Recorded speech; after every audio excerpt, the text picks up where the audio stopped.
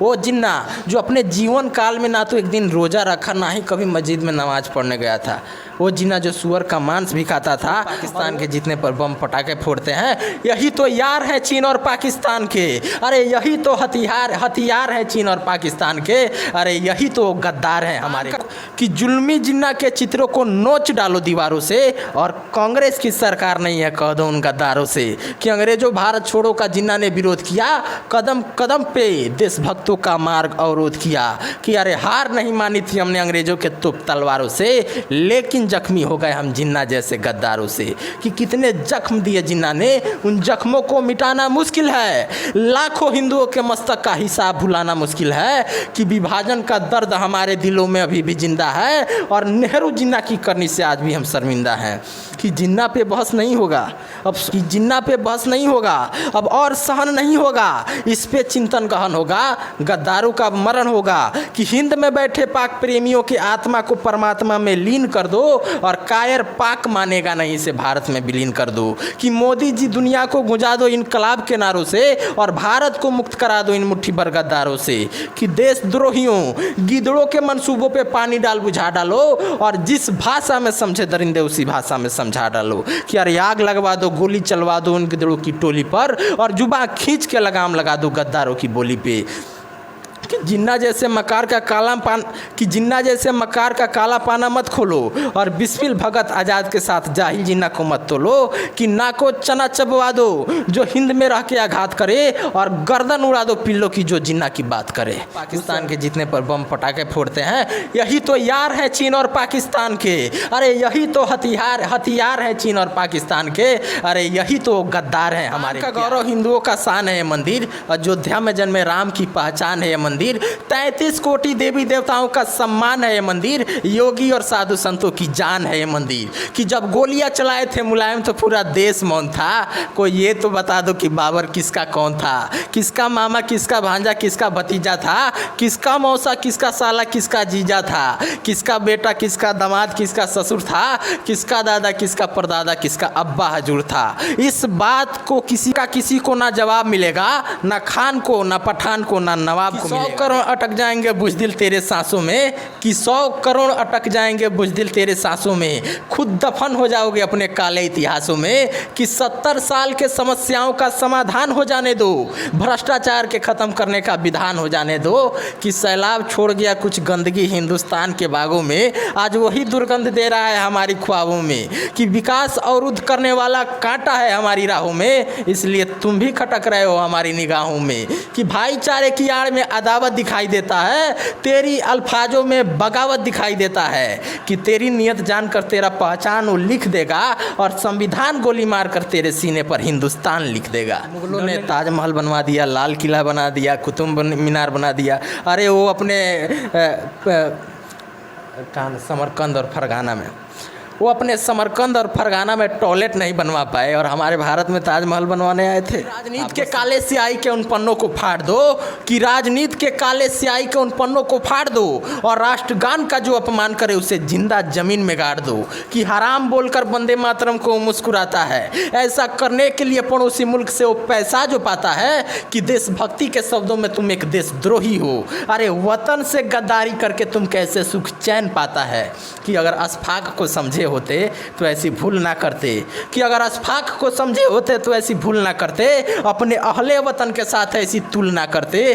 कि अब्दुल कलाम के कलाम को अगर समझ लिए होते तो इस तरह से वंदे मातरम को गुल ना करते। के लिए देश हित में आवाज़ उठाई जाएगी, राष्ट्र के लिए सख्त से सख्त कदम उठाई जाएगी, और संविधान को बदलना ही क्यों ना पड़े, लेकिन हर एक भारतवंशी से वंदे मातरम बोलो। अभी हम गोपालगंज में हैं, और मेरे दाहिने बगल में एक कवि है। कवि के बारे में बता दूं कि जो भी बातें हैं, जो देश का माहौल होता है, चाहे जो भी ऐसी बातें हैं, अपने कलमों से, अपने बातों से लोगों को बीच रखते हैं।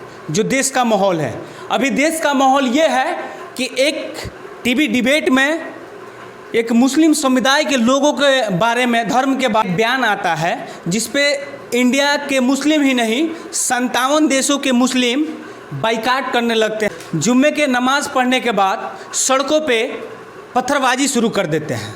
सीधे तौर पे कबीर जी हैं, इनसे जानेंगे हम कि क्या ये सही है। सबसे पहले स्वागत है सर। सबसे पहले तो बात आपके चैनल के सभी श्रोताओं को कवि बाला बिहारी का सादर प्रणाम है। सबको जय हिंद, वंदे मातरम। और कहने का तात्पर्य यही है कि ये भारत भूमि हिंदू मुस्लिम सिख ईसाई को आपसी प्रेम और सद्भावना की शिक्षा उपहार में देती है और हमें गर्व है कि हम इस पावन पवित्र भूमि पर जन्म लिए हैं। इसलिए सबसे पहले तो भारत माता की जय, वंदे मातरम। लेकिन भारत भूमि पर रहने वाले कुछ ऐसे गद्दार भी हैं जो भारत में तो रहते हैं लेकिन भारत माँ को ही गालियाँ देते हैं, तिरंगा झंडा भी जलाते हैं और वंदे मातरम का पुरजोर विरोध भी करते हैं। आप समझ सकते हैं। और ये वही लोग हैं जब पाकिस्तान जीतता है तो हमारे देश में बम और पटाखा फोड़ते हैं, और भारत जब जीतता है क्रिकेट में, हाँ क्रिकेट मैच में जब पाकिस्तान जीतता है तो हमारे देश में लोग बम और पटाखा फोड़ते हैं, और जब भारत हारता है और जब भारत जीतता है तो ये लोग अपना टीवी फोड़ देते हैं। ऐसे मानसिकता रखने वाले लोगों के लिए सबसे पहले तो जो लोग वंदे मातरम का विरोध करते हैं उनके लिए कुछ पंक्तियाँ कवि होने के नाते सुनाता हूँ, 4 पंक्तियाँ। कि राजनीति के काले स्याही के उन पन्नों को फाड़ दो, कि राजनीति के काले स्याही के उन पन्नों को फाड़ दो, और राष्ट्रगान का जो अपमान करे उसे जिंदा जमीन में गाड़ दो। कि हराम बोलकर वंदे मातरम को मुस्कुराता है, ऐसा करने के लिए पड़ोसी मुल्क से वो पैसा जो पाता है। कि देशभक्ति के शब्दों में तुम एक देशद्रोही हो, अरे वतन से गद्दारी करके तुम कैसे सुख चैन पाता है। कि अगर अशफाक को समझे होते तो ऐसी भूल ना करते, कि अगर अशफाक को समझे होते तो ऐसी भूल ना करते, अपने अहले वतन के साथ ऐसी तुलना करते। कि अब्दुल कलाम के कलाम को अगर समझ लिए होते तो इस तरह से वंदे मातरम को गुल ना करते। और कहना चाहता हूं कविता के माध्यम से कि वतन के लिए देश हित में आवाज़ उठाई जाएगी, राष्ट्र के लिए सख्त से सख्त कदम उठाई जाएगी, और संविधान को बदलना ही क्यों ना पड़े लेकिन हर एक भारतवंशी से वंदे मातरम बुलवाई जाएगी। अच्छा, जो भाईचारा का प्रतीक होता है, जैसे हिंदू मुस्लिम भाईचारा, जैसे आप कहीं भी जाते होंगे, जग में देखे होंगे, चाहे कुछ भी, एक दूसरे से गले मिलते हैं, तो ये जो कर रहे हैं पत्थरबाजी इस समय, इनसे क्या अब भाईचारा बनेगा?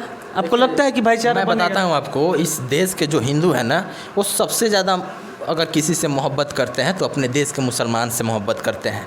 लेकिन कैसे मुसलमानों से मोहब्बत करते हैं ये भी जान लीजिए। हमारे देश के एक बहुत बड़े राष्ट्रवादी, बहुत बड़े राष्ट्रभक्त, भारत माता के लाल अशफाक उल्लाह खान, जो अंग्रेज़ों के यातनाओं के बावजूद भी भारत माता के लिए लड़ते रहे और फांसी पर जा कर के झूल गए, वैसे अशफाक उल्लाह खान को हिंदू अपना भाई मानते हैं, और वैसे अशफाक उल्लाह खान को हिंदू अपने दिल में रखते हैं। APJ अब्दुल कलाम बहुत बड़े मिसाइल में भारत माता के वीर सपूत्र, उनको हिंदू अब जब भी APJ अब्दुल कलाम की बात आती है तो हिंदू सर झुका करके गर्व करके उनको नमन करते हैं APJ अब्दुल कलाम साहब को। तो APJ अब्दुल कलाम अगर आप बनिएगा तो आपको गले से लगाया जाएगा, बाकायदा आपको दिल में भी रखा जाएगा। और ऐसे मुसलमानों को हिंदू अपना भाई मानते हैं और सबसे ज़्यादा मोहब्बत करते हैं। लेकिन जो भाई भाई करके और भाई को चारा समझेगा, हमारे भारत माँ को गालियाँ देगा, भारत में रह करके भारत की एकता को खंडित करेगा, भारत में तिरंगा झंडा जलाएगा, भारत में रह के पाकिस्तान जिंदाबाद के नारे लगाएगा,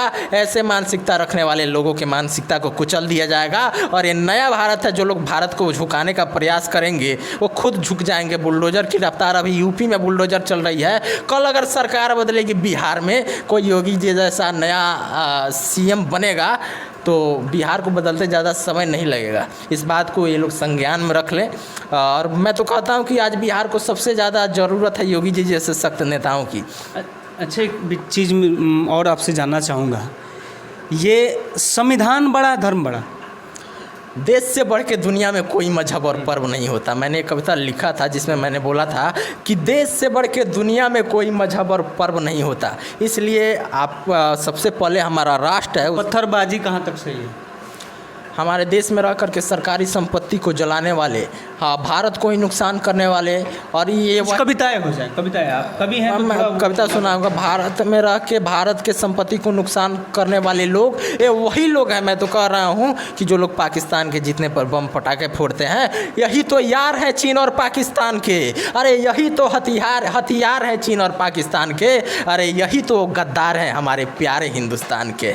तो मैं कविता के माध्यम से कहना चाहूँगा जो लोग आज नुपुर शर्मा जी के बयान पर जो तरह तरह की उटपटांग बयान दे रहे हैं, तरह तरह की मांग कर रहे हैं, तो उनके लिए मैंने कविता लिखा था और अपनी ताकत दिखाने की बात कर रहे हैं, शक्ति प्रदर्शन की बात कर रहे हैं। चूँकि हिंदू अभी मौन है, तो उनके लिए मैंने कविता लिखा था जो 2 दिन पहले मेरे यूट्यूब चैनल। मौन है, एक शब्द आपने प्रयोग किया, मौन है। हाँ बिल्कुल मौन है। क्यों? देखिए हिंदू जो है ना वो बहुत सहन शक्ति रखता है अपने अंदर। ये सही है। ओवैसी का बयान आता है कुछ दिन पहले, हालांकि कुछ लोगों को ये बुरा लगेगा कि मैं हिंदुओं का पक्ष, ऐसा कुछ नहीं है। सवाल है, सवाल दोनों पक्षों से लेनी चाहिए। मैं ये कहना चाहता हूँ ना कि हिंदू बहुत, पीके एक मूवी आई थी, मैं वही बात कर रहा हूँ कि हिंदू जो है अभी बहुत मौन है।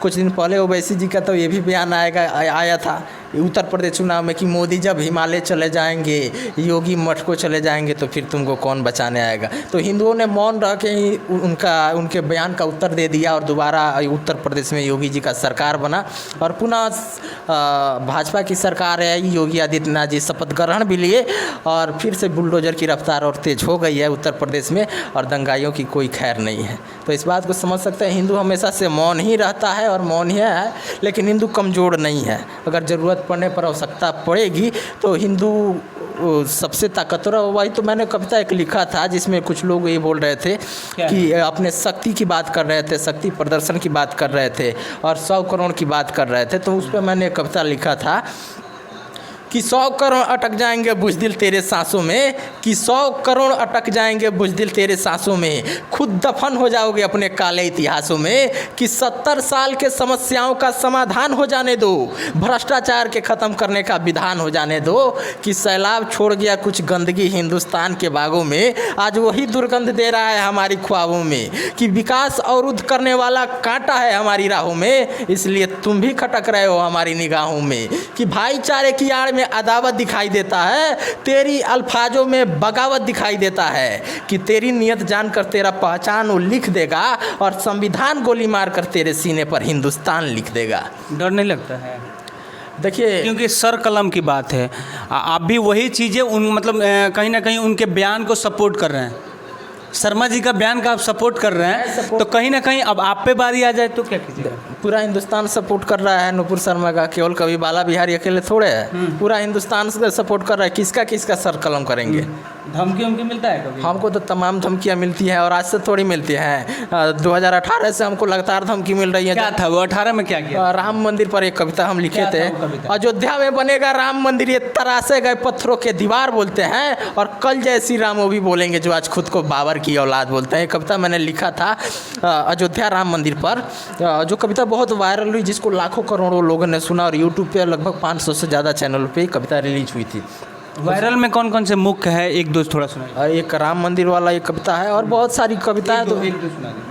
तो राम मंदिर पर मैंने लिखा, हिंदुस्तान का गौरव हिंदुओं का शान है ये मंदिर, अयोध्या में जन्मे राम की पहचान है ये मंदिर, 33 कोटि देवी देवताओं का सम्मान है ये मंदिर, योगी और साधु संतों की जान है ये मंदिर, कि जब गोलियां चलाए थे मुलायम तो पूरा देश मौन था, कोई ये तो बता दो कि बाबर किसका कौन था, किसका मामा किसका भांजा किसका भतीजा था, किसका मौसा किसका साला किसका जीजा था, किसका बेटा किसका दामाद किसका ससुर था, किसका दादा किसका परदादा किसका अब्बा था। इस बात को किसी का ना जवाब मिलेगा, ना इस प्रश्न का किसी को ना जवाब मिलेगा, ना खान को ना पठान को, ना इस प्रश्न का किसी को ना जवाब मिलेगा, ना खान को ना पठान को ना नवाब को मिलेगा। देखिए, हमारे भारत भूमि पर वर्षों सदियों पहले विदेशी आक्रांताओं का हुकूमत हुआ करता था। आज से बाबर, तैमूर, हुमायूं, औरंगजेब जैसे विधर्मी डकैत जो भारत में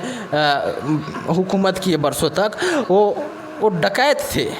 और जो लोग इस भारत भूमि पर रहने वाले जो हिंदू जो मुसलमान भाई हैं, उनका इतिहास पता करिए, वो लोग वो हिंदू ही हैं और वो हमारे भाई ही हैं। तैमूर, औरंगजेब, हुमायूं जैसे विदेशी डकैत जब अपने तलवार के दम पर हिंदुओं का धर्म परिवर्तन नहीं करा सके, हिंदुओं को नहीं झुका सके, तो इस नए भारत को ना कोई आंख दिखाने वाला है और नए भारत को ना कोई झुकाने वाला है। और जो लोग एक ख्वाब रखते हैं वो अपनी मानसिकता बदल लें। ये नया भारत है, झुकने वाला भारत नहीं है।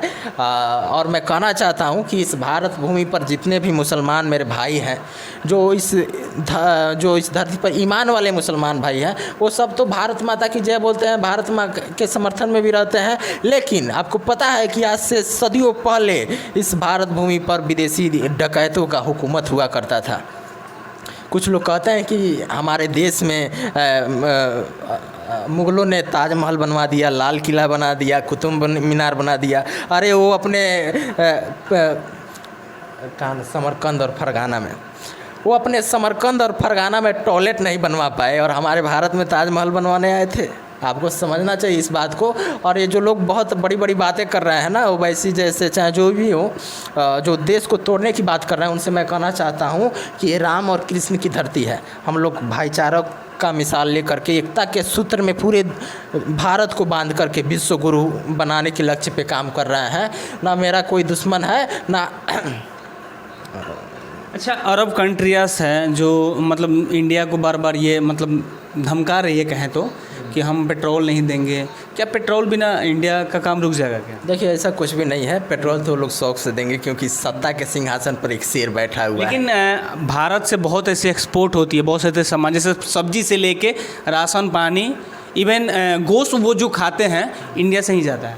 तो इस बात को उनको समझना चाहिए, ठीक है। उनके यहाँ आम नहीं होता है, फलों का राजा आम है। हमारे यहाँ का आम खाते हैं वो लोग। हमारे इंडिया की जितनी पौष्टिक और ताज़ा चीज़ें होती हैं, जो जिसको हम लोग नंबर 1 बोलते हैं, वो हमारे इंडिया से उनको हम लोग खाने के लिए दे देते हैं। ये भाईचारा और ये प्रेम है हमारे लिए, इसलिए उनको दे देते हैं हम लोग। और रही बात कि पेट्रोल नहीं देंगे या फिर कोई बैन कर देंगे, तो इस नुपुर शर्मा जी के बयान को लगभग आज सप्ताह दिन से ज़्यादा हो गया और अब तक कुछ नहीं हुआ है, तो आगे भी कुछ नहीं होगा। आप यकीन रखिए, मात्र एक अफवाह है। और मैं तो कह रहा हूँ कि वो जो सत्ता के दिल्ली के सिंहासन पर जो बैठा है वो शेर नहीं है, वो बब्बर शेर है। और वो एक हिंदू भी नहीं है। आप केवल एक हिंदू हो सकते हैं, आप कट्टर हिंदू हो सकते हैं, लेकिन नरेंद्र मोदी अखंड कट्टर हिंदू हैं। तो इस बात को आप लोग संज्ञान में रखिए। उनके रहते ना भारत झुकेगा, ना झुकने वाला है, और ना ही कोई बैन करना। लेकिन लोग तो ये कह रहे हैं कि झुक गया है, विदेशों के आगे झुक गए मोदी, पार्टी से निकाल दिया गया। देखिए, झुकना पड़ेगा। कोई किसी के आगे नहीं झुका है। अगर आप किसी पार्टी से हैं, आप कुछ अगर आप किसी पार्टी से अगर आप कुछ विवादित बयान देते हैं, तो ये पार्टी की मजबूरी है। विवादित भी कर रहे हैं, उसका सपोर्ट भी कर रहे हैं। नहीं, देखिए, कहने का तात्पर्य ये है कि किसी भी धर्म मजहब के लिए आप कुछ बोलते हैं, आप सही ही बोले, लेकिन अगर उससे विवाद उत्पन्न हो जाता है तो स्वाभाविक है कि वो पार्टी आपको अपने साथ नहीं रखेगी, क्योंकि पार्टी एकमात्र हिंदुओं की नहीं होती है। वो सबको साथ में लेकर के चलती है। सबका साथ और सबका विकास, सबके साथ और सबके विकास की भी बात भाजपा करती है। तो इस वजह से भी नुपुर शर्मा को पार्टी से भाजपा ने निकाला हुआ है।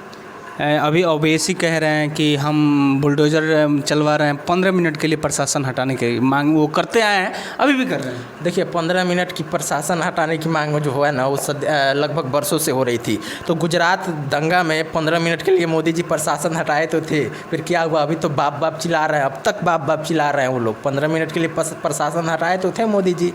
अच्छा, एक लास्ट कोई ऐसा चीज़, मतलब अपने शब्दों के मन, जैसे आप कवि हैं तो कविताओं के भावना से। देखिए, मैं कहना चाहता हूँ, अब बात है केवल राष्ट्र की, तो राष्ट्र के लिए आज कविता सुनाऊँगा, सनातन धर्म के लिए कविता सुनाऊँगा। तो सबसे पहले मैं कहना चाहता हूँ कि हमारे भारत भूमि पर आपको पता है, जिन्ना जैसे मक्कार की लोग तस्वीर लगाते हैं। वो जिन्ना जो सिगरेट और शराब पीता था, वो जिन्ना जो भारत विभाजन के दौरान 8 लाख से ज़्यादा हिंदुओं का हत्यारा था, वो जिन्ना जो अपने जीवन काल में ना तो एक दिन रोज़ा रखा, ना ही कभी मस्जिद में नमाज़ पढ़ने गया था, वो जिन्ना जो सुअर का मांस भी खाता था, अभी के बातों को कोई नहीं काट सकता है। तो मैंने कविता लिखा था मोहम्मद अली जिन्ना पे, जो आपको सुनाता हूँ कि जुल्मी जिन्ना के चित्रों को नोच डालो दीवारों से, और कांग्रेस की सरकार नहीं है कह दो उनका दारों से, कि अंग्रेजों भारत छोड़ो का जिन्ना ने विरोध किया, कदम कदम पे देशभक्तों का मार्ग अवरोध किया, कि अरे हार नहीं मानी थी हमने अंग्रेजों के तोप तलवारों से, लेकिन जख्मी हो गए हम जिन्ना जैसे गद्दारों से। कि कितने जख्म दिए जिन्ना ने, उन जख्मों को मिटाना मुश्किल है, लाखों हिंदुओं के मस्तक का हिसाब भुलाना मुश्किल है, कि विभाजन का दर्द हमारे दिलों में अभी भी जिंदा है, और नेहरू जिन्ना की करनी से आज भी हम शर्मिंदा हैं। कि जिन्ना पे बहस नहीं होगा, मैंने उस टाइम बोला था कि जिन्ना पे बस नहीं होगा, अब और सहन नहीं होगा, इस पे चिंतन गहन होगा, गद्दारों का मरण होगा कि हिंद में बैठे पाक प्रेमियों की आत्मा को परमात्मा में लीन कर दो और कायर पाक मानेगा नहीं इसे भारत में विलीन कर दो, कि मोदी जी दुनिया को गुंजा दो इनकलाब के नारों से और भारत को मुक्त करा दो इन मुट्ठी भर गद्दारों से, कि देशद्रोहियों गिदड़ों के मंसूबों पे पानी डाल बुझा डालो और जिस भाषा में समझे दरिंदे उसी भाषा में समझा डालो, कि यार आग लगवा दो, गोली चलवा दो उन गिदड़ों की टोली पर और जुबा खींच के लगाम लगा दो गद्दारों की बोली पे, कि जिन्ना जैसे मकार का काला पाना मत खोलो और बिस्मिल भगत आज़ाद के साथ जाहिल जिन्ना को मत तोलो, कि नाको चना चबवा दो जो हिंद में रह के आघात करे और गर्दन उड़ा दो पिल्लों की जो जिन्ना की बात करे। उस समय मैंने एक कविता लिखा था जिसके बाद से कविता बहुत वायरल हुई थी उस समय। चलिए, आप देख रहे थे बात आप